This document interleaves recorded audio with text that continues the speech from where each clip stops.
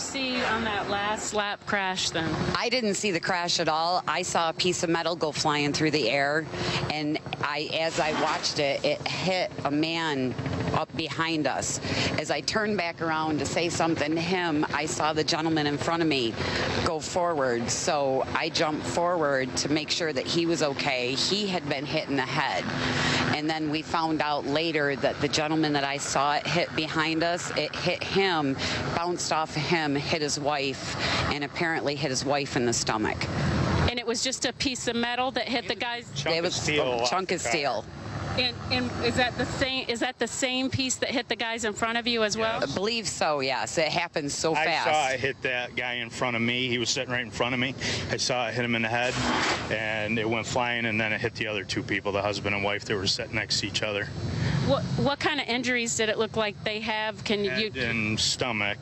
The two men had head lacerations, and then the other gentleman up on a few rows up, when it hit his head, it came off and it hit his wife's stomach and went into her stomach. She was bleeding pretty good. Okay, so they were bleeding. Were they just attended to? Were they taken out on stretchers? Do you have any idea? Everybody was taken out on stretchers. She jumped right on the gentleman that was in front of us and held a rag on his head, held pressure on it, and they were doing the same thing to the two people up above us. As far as we know, that was the only three that were injured, but then we heard that there was someone else up on top that got hit also. I know the gentleman that I was holding on to. His name was Alan. His brother's name was Jeff. They're from my hometown of Binghamton, New York, and I just want to say that I hope that he's okay and that I hope that his brother's all right, because I know his brother was really worried about him. So you just applied pressure, you saw blood and applied pressure to the wound. Can you describe that?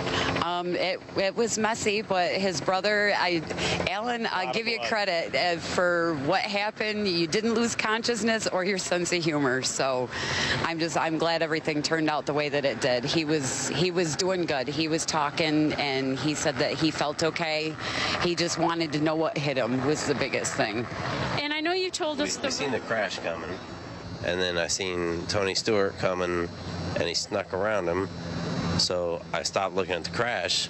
As soon as I seen Tony, I took a picture of him going across the start-finish line. And then everybody started screaming.